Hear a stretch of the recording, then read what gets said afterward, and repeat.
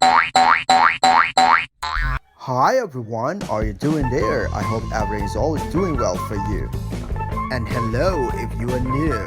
Welcome to Pondo Creative, the channel where you can see everything about English, such as English short movie, English drama musical, English daily conversation, and English lesson.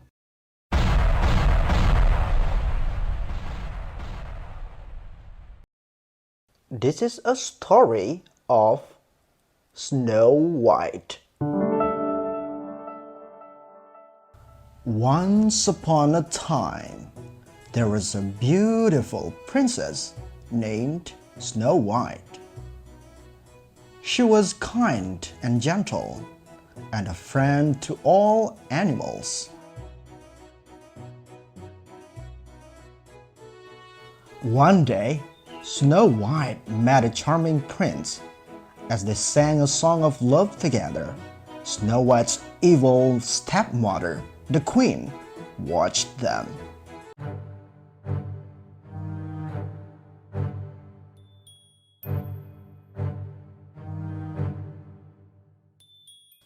The queen was so jealous of Snow White's beauty that she ordered her huntsman to kill the young princess.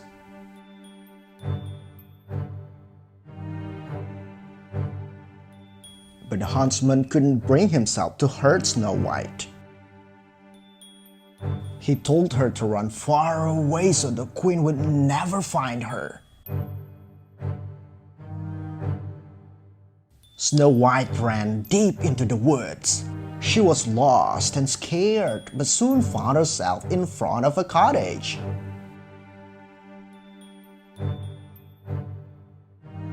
The princess knocked, but no one was home. She slowly stepped inside.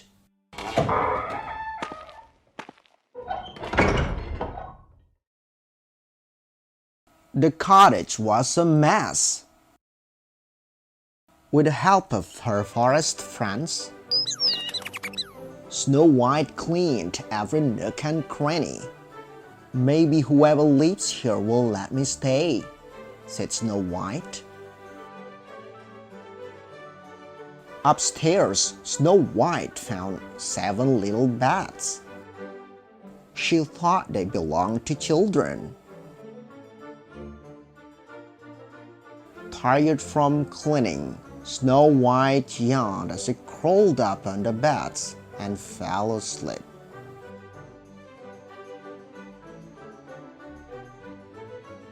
Meanwhile, the 7 dwarfs were heading home from a long day of working in a jewel mine.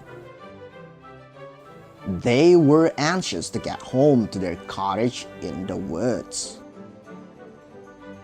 The 7 dwarfs were surprised when they found a princess inside their home.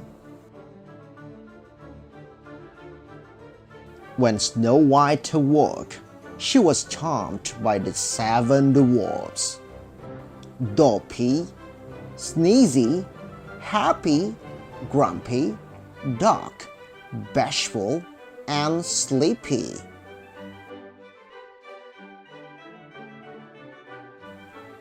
The dwarfs wanted to protect the beautiful princess from the evil queen. So they invited Snow White to live with them. To celebrate, the new friends sang and danced the night away.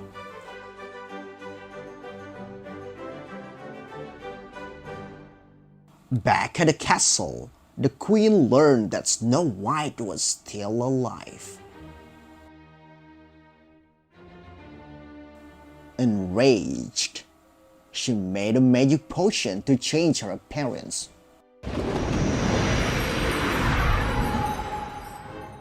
Her plan was to trick the princess. After the dwarfs had set out for work the next day, the queen, disguised as an old peddler woman, offered Snow White a beautiful red apple. Snow White took one bite of the apple and fell into a deep sleep.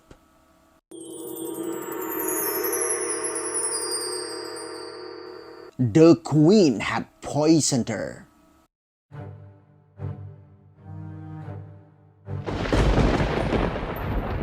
When the dwarfs came home, they chased the queen to the top of a stormy mountain. Suddenly, lightning hit the mountain, and the queen fell, never to be seen again.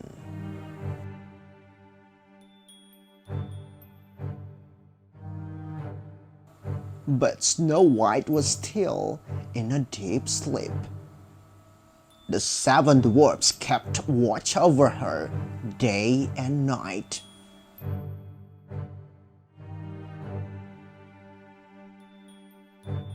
Finally, Snow White's Prince Charming arrived. He had been searching everywhere for the beautiful princess he had sung with so long ago.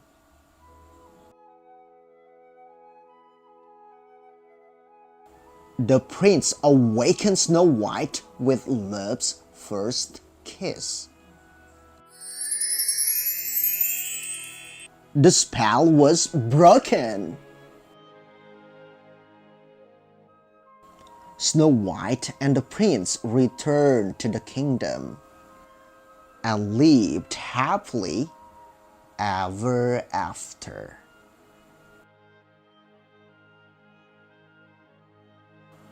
The end. This is a story of Rapunzel.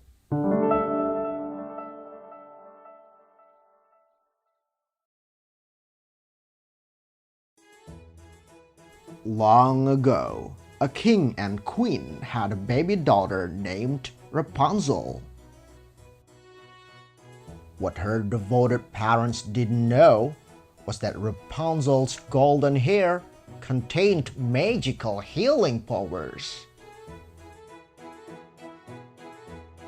A selfish old woman named Mother Gothel knew of the magic in Rapunzel's hair and wanted it to keep herself young.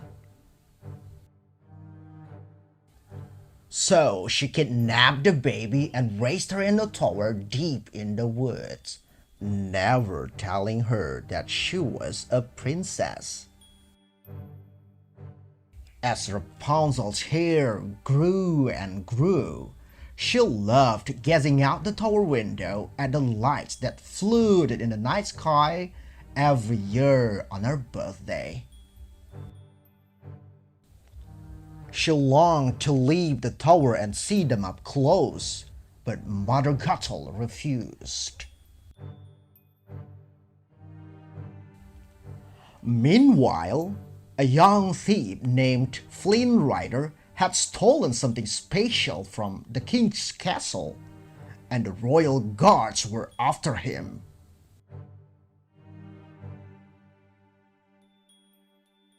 Suddenly, he saw the perfect hiding place, a tower. When Flynn Rider climbed into the tower, Rapunzel knocked him out with a frying pan. Then she secretly inspected the satchel he carried. Inside, Rapunzel found a sparkling gold object. It was so familiar. Flynn Rider woke and found himself tied to a chair with Rapunzel's long golden hair. Rapunzel pointed to her painting of the floating lights. Tomorrow was her 18th birthday. If Flynn took her to see the lights, she'd return his satchel. After Flynn agreed to help, Rapunzel used her hair to climb down from the tower.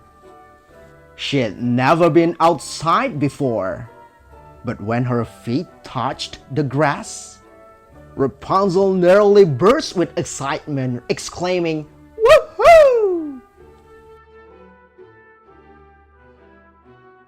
Rapunzel and Flynn enjoyed their adventure, but they were being chased.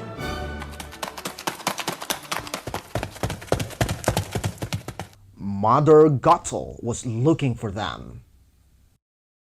The royal guards were after Flynn, and so were his angry partners in crime. They wanted the crown. Days passed, and Rapunzel and Flynn managed to escape their pursuers. One morning, Rapunzel saw a breathtaking sight. A beautiful kingdom with a castle sitting high above. She headed straight to it. In the town, Rapunzel was drawn to a painting of the king, the queen, and their baby, who was known as the Lost Princess. The child had golden hair and green eyes, just like her. Flynn rode Rapunzel out to view the floating lights, which were actually lanterns. Flynn gave Rapunzel her own lantern to send into the night, and she returned the crown. Then the couple gazed into each other's eyes. They were falling in love. Later, Flynn and Rapunzel were separated. Mother Gothel told Rapunzel that Flynn had only wanted the crown. But she realized Mother Gothel was lying. Rapunzel now knew that she was the lost princess. Suddenly, Flynn arrived to rescue Rapunzel, but Mother Gothel hurt him badly. She wanted Rapunzel to stay with her forever. If she did, she'd allow Rapunzel to heal Flynn.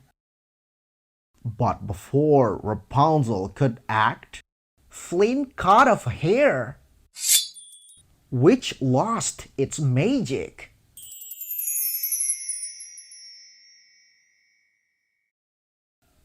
Without magic, Mother Gothel quickly aged and turned to dust. Rapunzel was now free, but Flynn was dying. "You were my new dream," he whispered. One of Rapunzel's tears fell on Flynn and began to glow and healed him. Flynn brought Rapunzel back to the castle. The king and queen rushed to embrace their lost princess. That night, the entire kingdom celebrated her return by launching hundreds of lanterns, the lights that had guided her home. The end. This is a story of Princess Jasmine.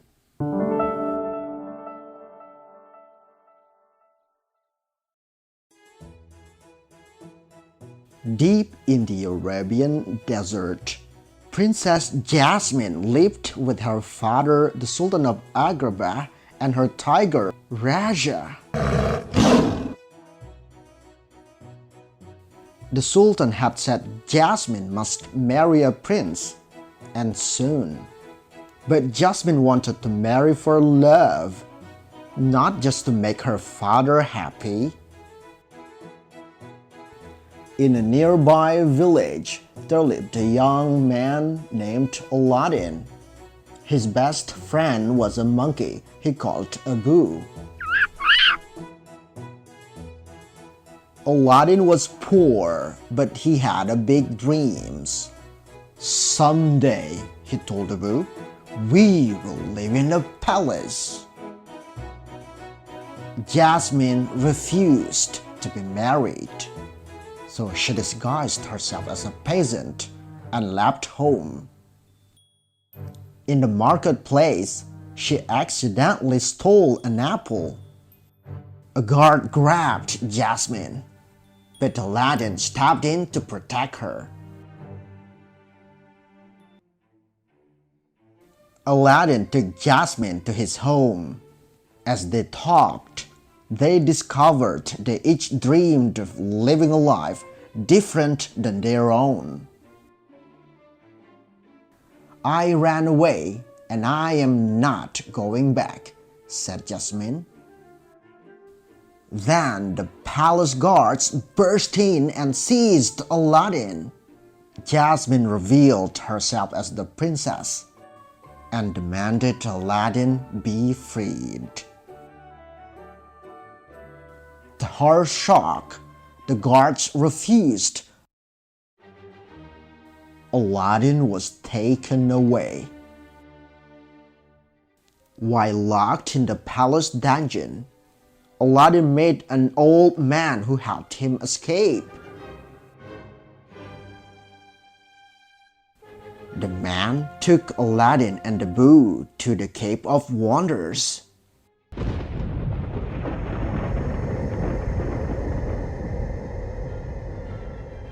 He wanted Aladdin to retrieve a magic lamp hidden inside. Aladdin and Abu found the lamp and the magic carpet.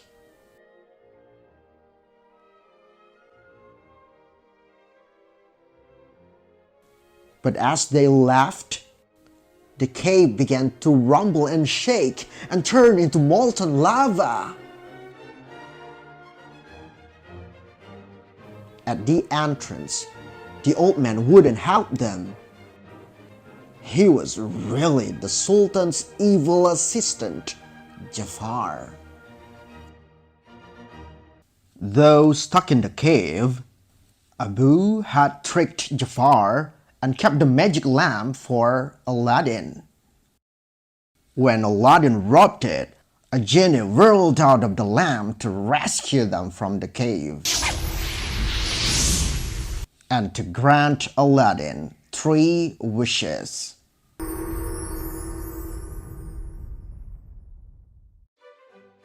Aladdin's first wish was to be a prince, disguised as a wealthy prince visiting from another kingdom. Aladdin went to see Princess Jasmine once again. That night, Aladdin took Jasmine on a magic carpet ride that they would never forget. Flying over deserts, mountains, and seas, Jasmine and Aladdin discovered a whole new world. The wonder and magic of the night brought them closer together. They were falling in love. "Good night, my handsome prince," whispered Jasmine at the end of their flight. Then Aladdin kissed her. Aladdin was so happy, he felt as if he was floating on air.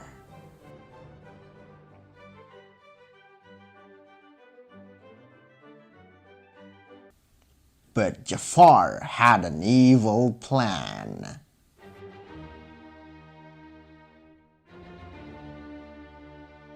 He ordered his guards to throw Aladdin into the sea.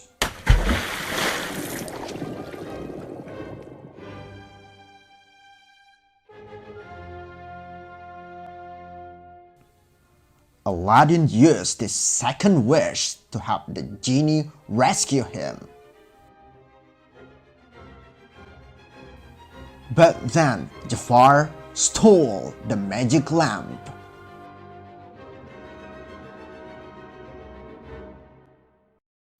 Now the genie had served Jafar, and the wicked sorcerer was holding Jasmine prisoner. As Aladdin sneaked into the palace to save her, Jasmine used her charms to distract Jafar.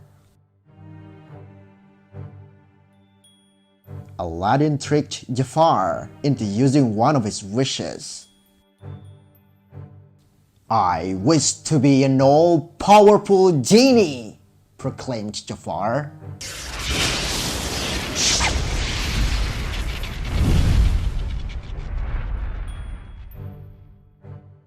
He became an evil genie, and Aladdin trapped him inside a magic lamp for all time.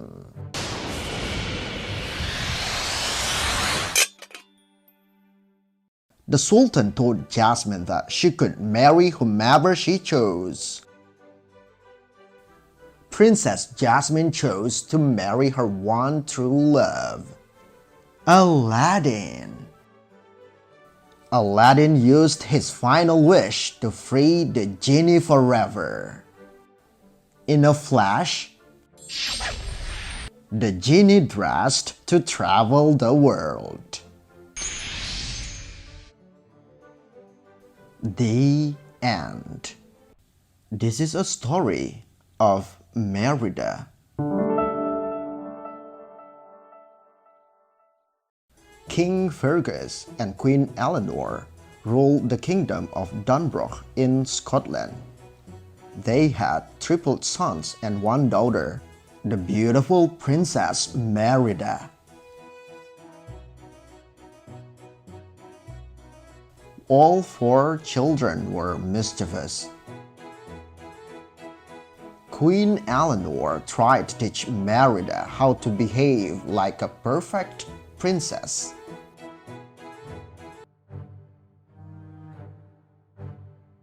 But Merida liked to slip away from the palace to practice with her bow and arrow. She was a skilled archer.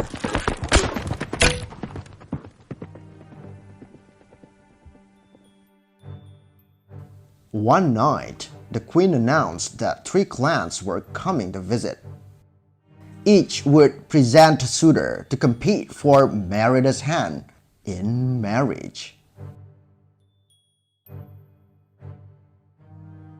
Merida was horrified. "I won't go through with it," she shouted. To Merida's dismay, the suitors arrived as planned. Merida sat waiting on her throne for the archery contest to begin. She knew she could handle a bow and arrow far better than the suitors could.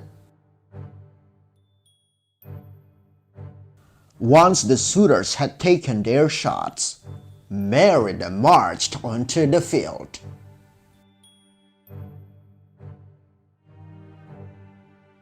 The queen yelled for her to stop, but Merida didn't listen. She fired her arrows and hit each target dead center.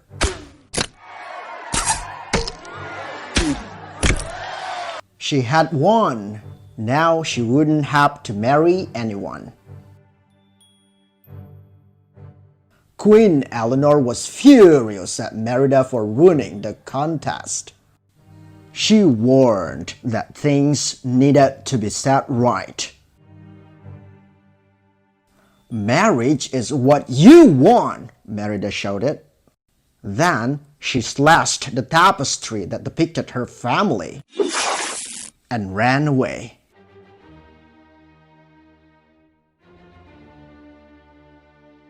Merida fled deep into the woods where mysterious blue will-o'-the-wisps led her to a cottage.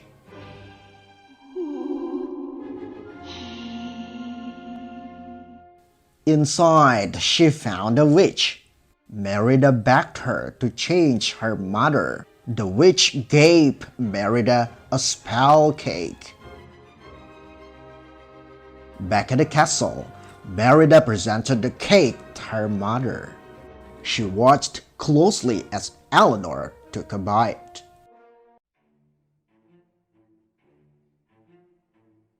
At first, nothing happened. But then, Eleanor began to feel sick.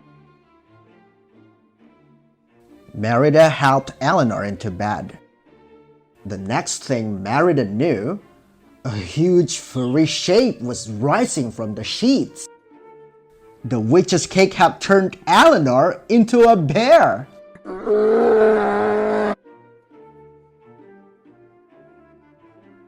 Worried her mother was in danger, Merida sneaked her out of the castle. Merida and Eleanor Bear first went to the witch's cottage and only found a message. Fate be changed, look inside, meant to bond, torn by pride. Merida would need time to figure out its meaning. But for now, she needed to teach her mother to fish. Merida realized that to mend the bond and break the spell, she must repair the tapestry she had torn. After sneaking into the castle, Merida and her mother were discovered by King Fergus. The king drew his sword. "It's not what you think," Merida cried. The king wouldn't listen. He slashed at the bear, who struck back, knocking him to the ground. The noise drew the visiting lords and their sons. Terrified, Eleanor Bear raced from the castle.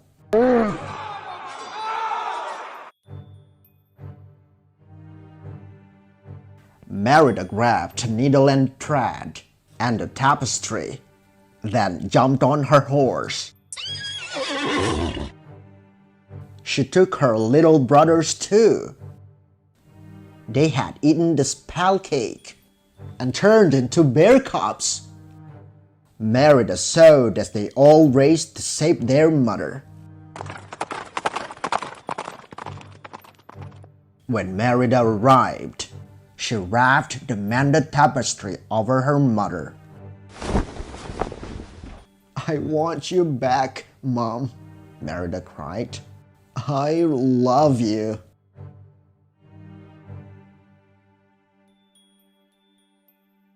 King Fergus was shocked to realize the bear was his beloved wife. Merida felt a hand brush her hair. The spell had been broken. Eleanor was human once again. The triplets were no longer bears. The queen smiled at Merida. From then on, Merida could be a princess and be herself.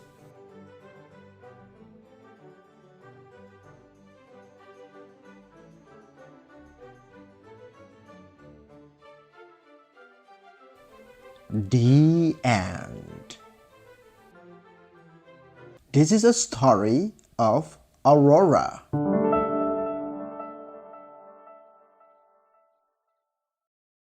Long ago, in a faraway land, a king and his fair queen were blessed with a beautiful baby girl.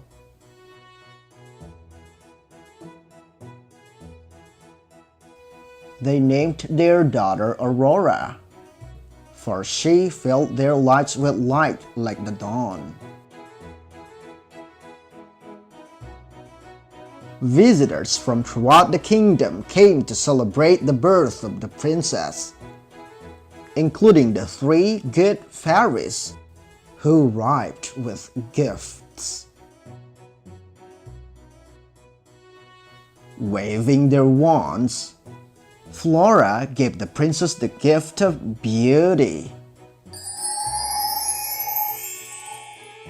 while Fauna gave her the gift of song.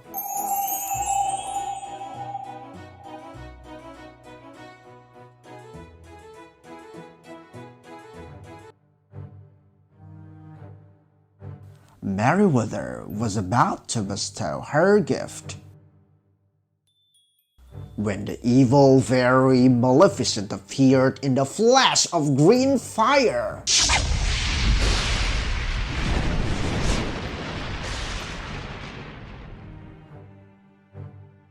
She wanted to give the princess something too. A terrible curse.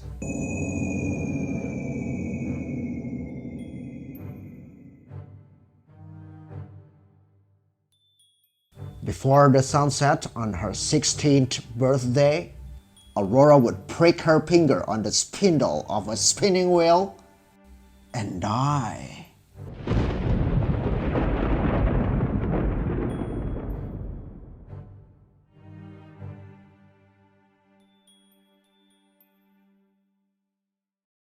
Luckily, Merida still had a gift to give. She cast her spell to soften Maleficent's curse.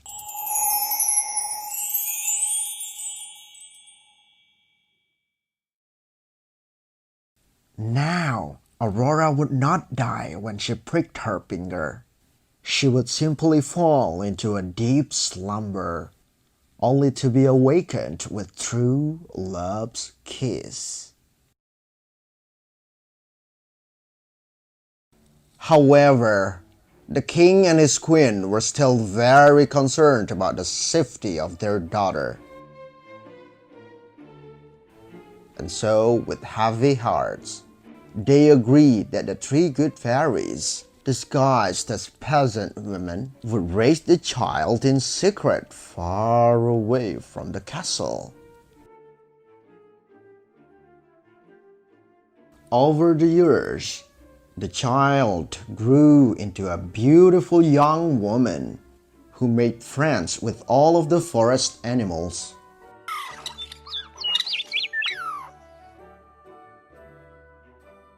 Her 3 aunties called her Briar Rose and surrounded her with love, but they never told her the secret of her past.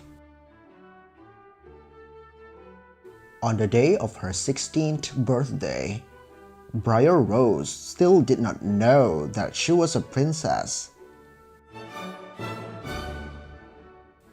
She spent the morning singing to her friends about how she'd had a glorious dream. In it, she'd met the most wonderful prince. Briar Rose was convinced he was her true love. Little did Briar Rose know, a prince was passing nearby at that moment. He was Prince Philip, the very prince that the king and queen had planned for her to marry. Philip didn't know that Briar Rose was a princess either, but he was so taken with her beautiful song, he hopped off his horse.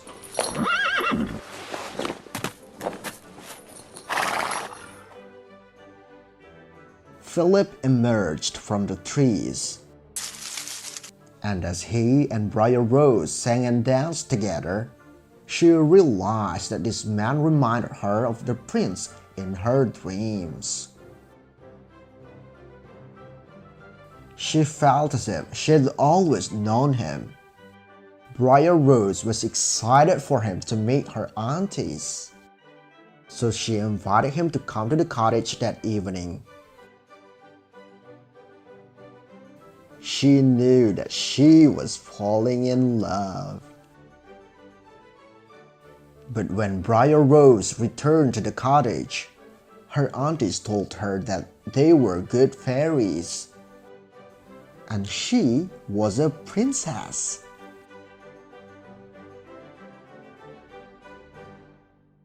She was supposed to return to her parents' castle that night. There she would meet the prince she was already engaged to marry. Briar Rose was overcome with sadness. She only wanted to marry the man she had just met, her dream prince. When Aurora arrived at the castle, the three fairies left her alone to mourn. But Maleficent soon appeared to make sure her curse came true.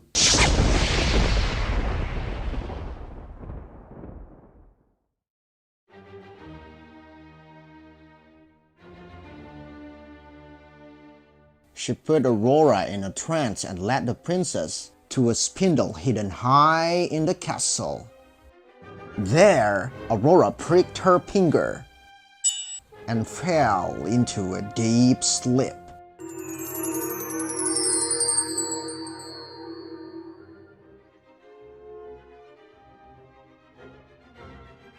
When the three fairies found Aurora, they realized that Maleficent's evil curse had come true.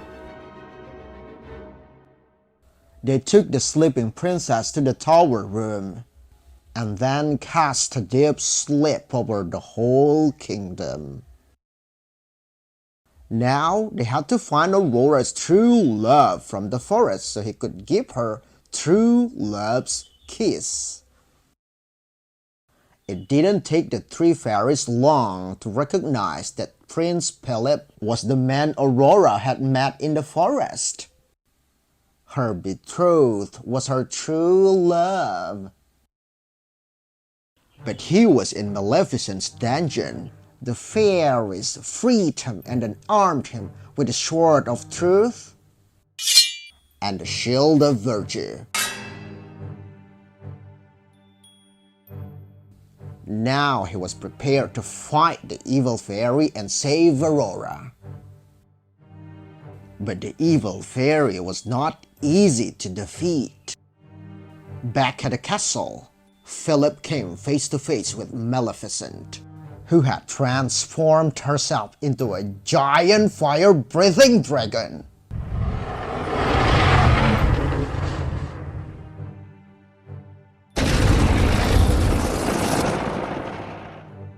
However, with the help of the three good fairies, Philip was able to send his sword flying swift and sure.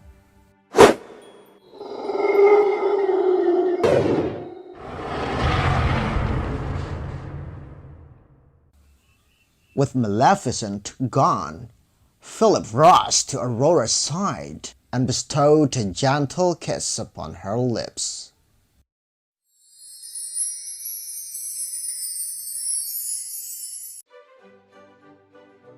Aurora's eyes fluttered open.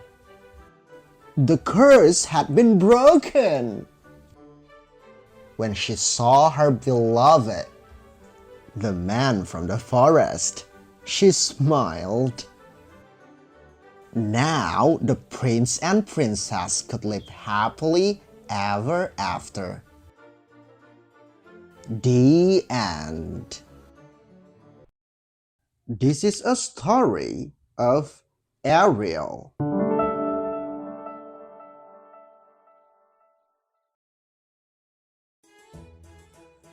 Deep beneath the sea lived a little mermaid named Ariel. She loved exploring her underwater home with her friend Flounder, but dreamed of living on land as a human.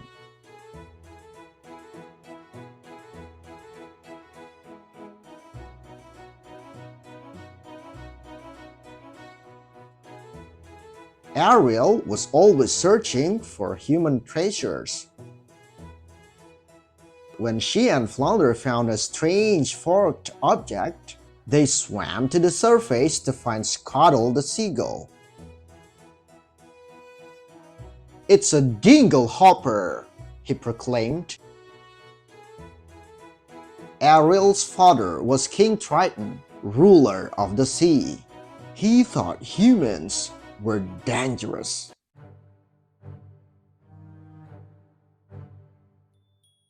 When he learned that Ariel had been to the surface, he forbade her to ever go again.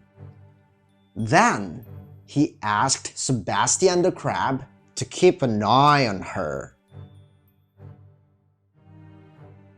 But Ariel continued to go to the surface.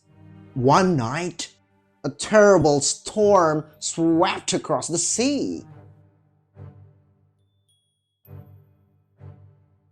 Ariel and Flounder watched as a prince fell off a huge ship. "I must save him," she cried. Ariel pulled Prince Eric to shore and sang to him. Then she swam away.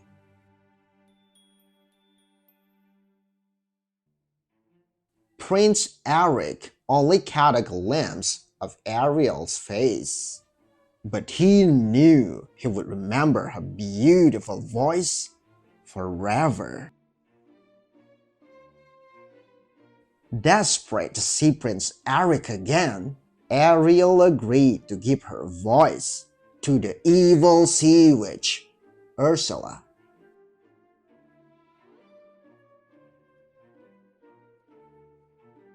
With bigger plans in mind, Ursula cast a spell.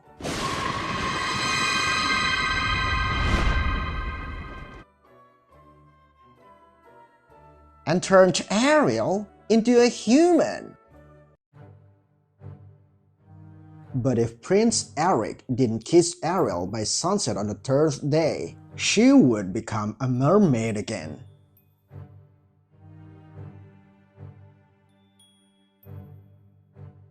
Even worse, she would belong to the sea witch forever. Charmed by her silent beauty, Prince Eric showed Ariel his kingdom.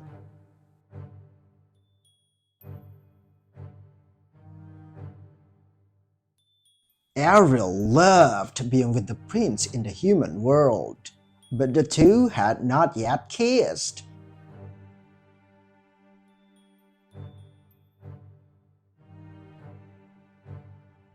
Worried that Prince Eric was falling in love with Ariel, Ursula transformed herself into the beautiful Vanessa.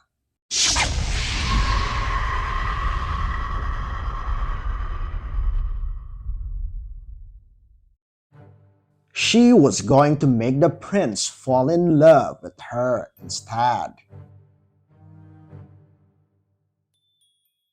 Disguised as Vanessa and using Ariel's voice, the sea witch cast a spell on Prince Eric. He thought he was in love. He was going to marry Vanessa. Ariel had lost her true love.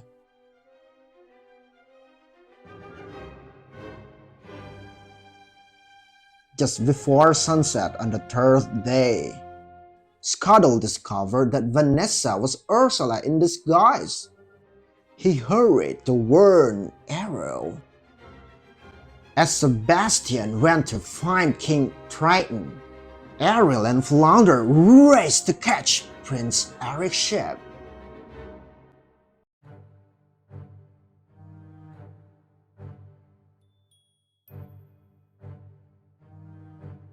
With the help of her friends, Ariel was able to stop the wedding and get her voice back.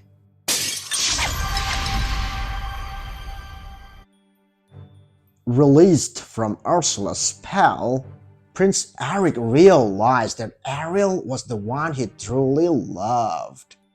But it was too late.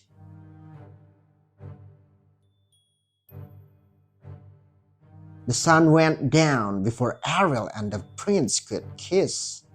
She was a mermaid once more, and she belonged to Ursula.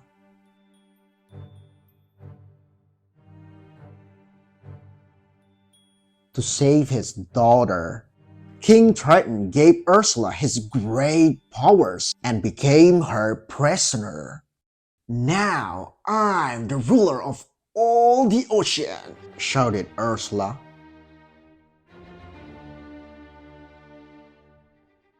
As Ursula grew in size and towered above the sea, Prince Eric jumped aboard an old ship.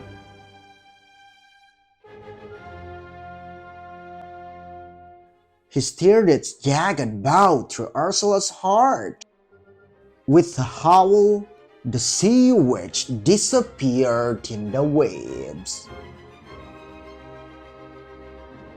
With Ursula gone, King Triton regained his powers. Seeing Ariel's love for Prince Eric, the king granted her wish. She became human. Ariel and Prince Eric married and lived happily in the castle by the sea. The end.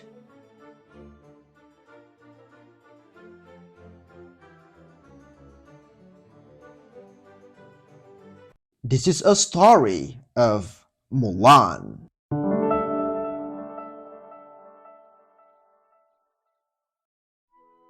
A thousand of years ago in ancient China, there lived a beautiful young woman named Mulan. She lived with her parents and a dog named Little Brother. Mulan's father had once been a great warrior, but his leg had been injured in battle. As an only child, Mulan felt responsible for upholding the family honor. One day, a man arrived with terrible news from the emperor. The Huns, China's enemy, had invaded. The emperor had ordered that one man from every family must join the imperial army. Mulan's aging father had to fight again. Mulan knew her father was too old to fight. Late that night, she made a big decision. After saying a prayer to the ancestors, she used the sword to cut her hair short. Then she put on her father's warrior clothes. As her parents slept, Mulan, now dressed as a young man, jumped onto her father's horse, Khan. Then she raced off to join the imperial army in her father's place. Somehow, she would find a way to bring honor to her family. When Mulan arrived at the imperial army's training camp, she met Captain Li Shang. "What is your name?" he asked Mulan. "My name?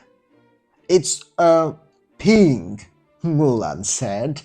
To her amazement, Shang and the other soldiers believed she was a man. Shang worked hard to teach his soldiers strength and discipline. Mulan struggled to keep up. Frustrated, Shang told her to go home. But to earn the soldiers' respect, Mulan retrieved an arrow atop a tall pole. This was the hardest training task of all, and Mulan had done it.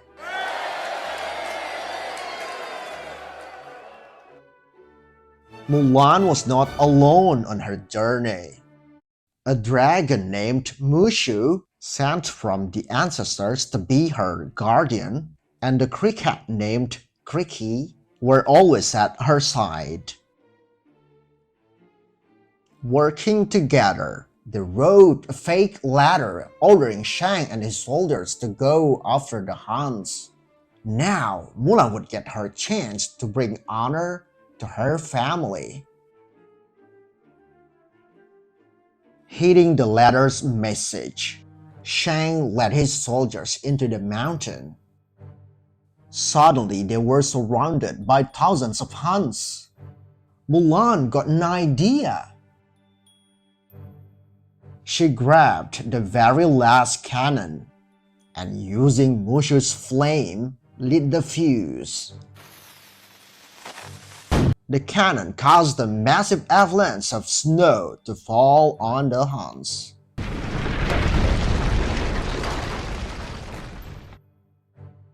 But the danger wasn't over. Snow was now racing toward Mulan and her friends.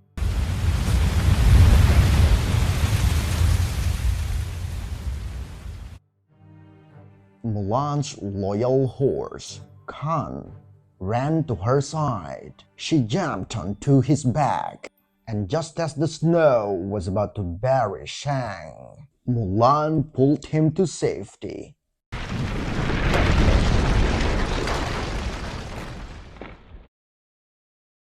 During the battle, Mulan had been injured. While caring for her wound, a medic realized that Ping was a woman. Shang had no choice but to leave Mulan behind. As she sat with Khan, Mushu, and Cricky, Mulan felt she had failed her family and herself. Then she heard the Han's voices.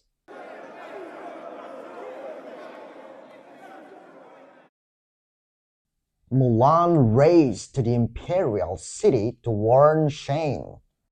"The Huns are alive," she told him. "They're in the city." But Shang felt betrayed by Mulan and did not trust her. Mulan tried warning the others, but no one would believe her. The Han leader, Shan Yu, kidnapped the emperor. But Mulan and Shang rescued him. Furious, Shan Yu chased Mulan onto the palace roof, exactly as she planned. Mulan grabbed Shan Yu's sword and pinned his coat to the roof. He couldn't move when Mushu and Cricky shot a rocket his way. The force of the explosion sent Mushu and Cricky flying through the air. Mulan and Shang fell together to the ground as fireworks began to fill the sky. The people were celebrating. The Huns had been banished, and the imperial city was safe. The emperor was very grateful to Mulan. "You have saved us all," he said, and then he did something extraordinary. The emperor bowed to Mulan. Everyone in the plaza bowed to Mulan too. The emperor asked her to stay on as his advisor, but Mulan knew it was time to return to her family. At home, Mulan presented her father with a sword given to her by the emperor. "The greatest gift and honor is having you for a daughter," her father said. I've missed you so. Excuse me, said a voice behind them. Does Mulan live here? Chang had brought Mulan her helmet, and she invited him to stay for dinner.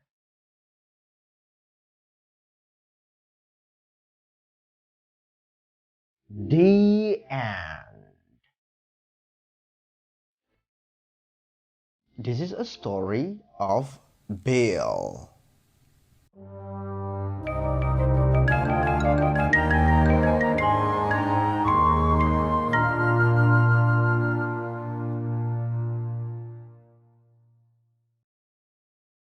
Once upon a time, an enchantress turned a handsome prince into a terrible beast when she discovered his selfishness. She left behind an enchanted rose. If the prince did not find true love before the last rose petal fell, he would remain a beast forever. In a village nearby, Belle lived with her father. More than anything, Belle wanted an adventure like those she read about in her beloved books. Gaston wanted to marry Belle, but she refused. Belle thought he was a beastly bore, and Gaston didn't understand why she was always reading. It's not right for a woman to read, he said. Belle's father, Maurice, was an inventor. His latest invention was an automatic wood chopper, which he was taking to a contest at the county fair. "You'll win first prize," Belle declared. On his way to the fair, Maurice got lost in the woods. A pack of wolves chased him to the gates of a nearby castle.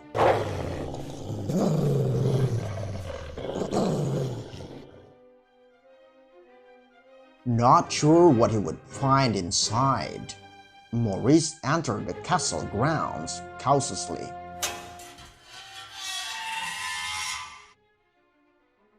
Maurice could never have imagined that hideous beast that confronted him. Thinking Maurice had come to stare at him, the beast was furious. Without mercy, he locked this unwanted visitor in the dungeon.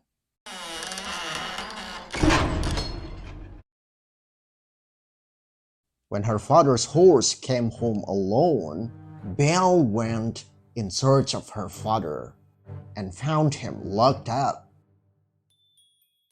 Belle begged the beast for Marie's freedom. "Take me instead," she offered.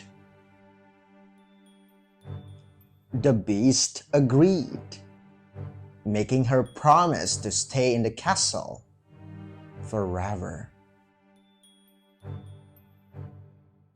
On her first night, Belle met the castle servants. The spell cast by the enchantress had turned them into enchanted objects. They were funny, friendly, and treated Belle like a special guest.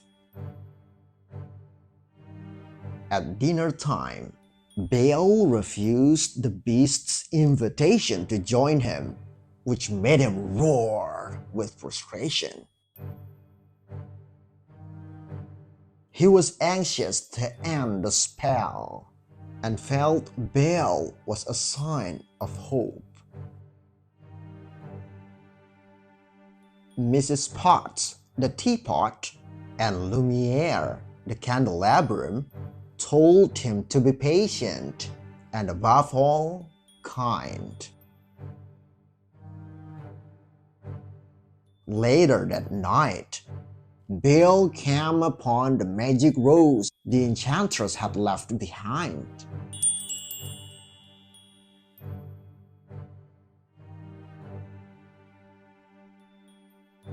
As Belle reached out to touch it, the beast appeared and grabbed the precious rose. "Get out!" he yelled. Belle fled the castle on her horse, but was attacked by the same wolves that had chased her father. Risking his life, the beast saved Belle. In the days that followed, Belle began to see the goodness in the beast. One evening, the beast again invited Belle to dinner. This time, she accepted. After dinner, the beast asked Belle to dance. As they whirled around the ballroom, the beast realized he was in love with Belle. Because of his love, the beast let Belle return home to see her father. When Gaston heard her speak fondly of the beast, he grew jealous and stormed the castle. Gaston stabbed the beast and then was accidentally knocked off the roof. Belle pulled the beast to safety. "Please, don't leave me," she sobbed. "I love you." As she spoke, the last rose petal fell. Then a shower of sparks filled the air. The beast began to transform.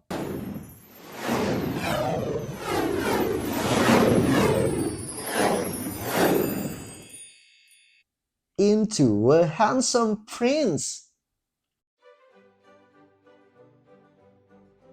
The enchanted objects were filled with joy as they too turned back into humans and watched their prince and Belle fall in love anew.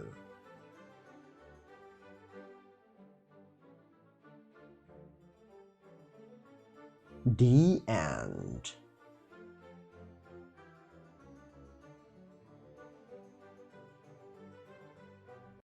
This is a story of Cinderella.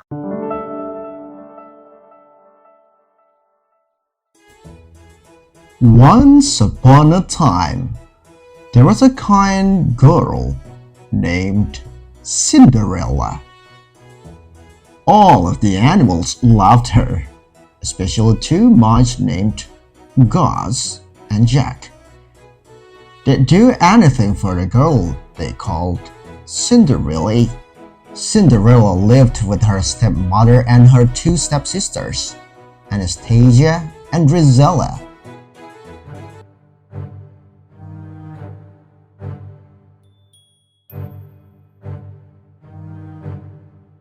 They were very mean to Cinderella, making her work all day cleaning, sewing, and cooking. She tried her best to make them happy. Cinderella's stepmother, Lady Tremaine, was cold, cruel, and jealous of Cinderella's charm and beauty. She enjoyed giving Cinderella extra chores to do, such as bathing her cat, Lucifer. One day, a messenger arrived with a special invitation. There was going to be a royal ball at the palace. The king wanted his son to find a bride. Every young woman in the kingdom was invited, including Cinderella. Cinderella was very excited about the ball. In the attic, she found a dress that had belonged to her mother.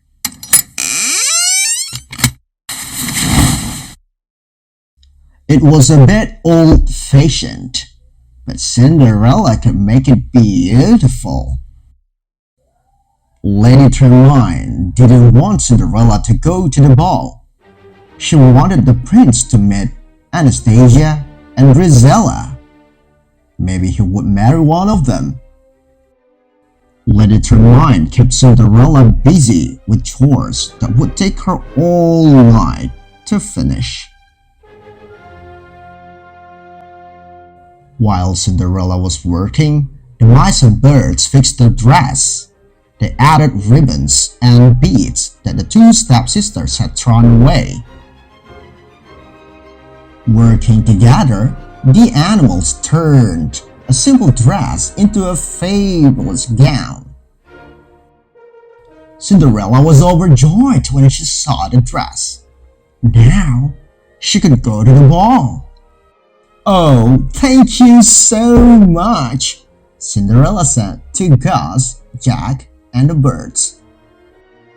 When the stepsisters saw their old ribbons and beads on Cinderella's dress, they flew into a rage. They ripped the dress and pulled off the beads. Lady Tremaine didn't stop them. Cinderella's dream of going to the ball was true. Cinderella ran away to the garden to cry. Suddenly, her fairy godmother appeared.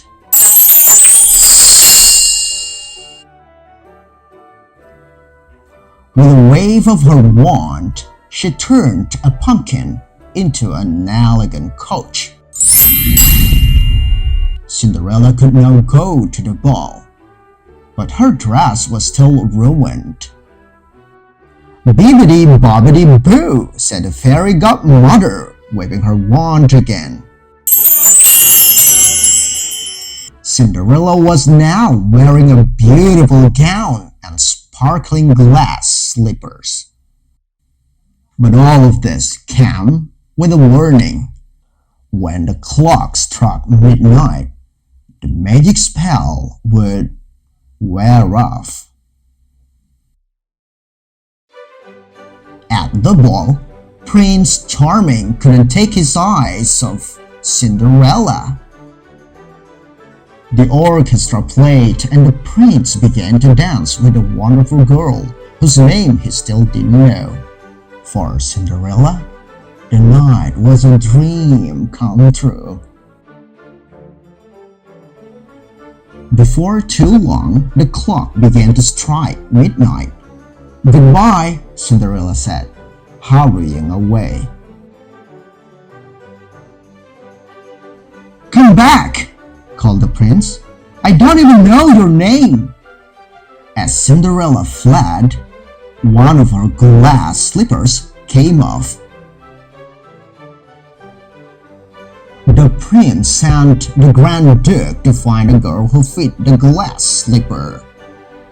Lady Tremaine locked Cinderella in the attic. But Cinderella's mouse friends freed her. Then Lady Tremaine tripped the Grand Duke, and the glass slipper shattered. But Cinderella had the other in her pocket, and it fit! Cinderella and the prince were soon married. Everyone rejoiced, including Cinderella's mouse friends, who wore special outfits to the wedding. Filled with joy, Prince Charming and Cinderella lived happily ever after. The end.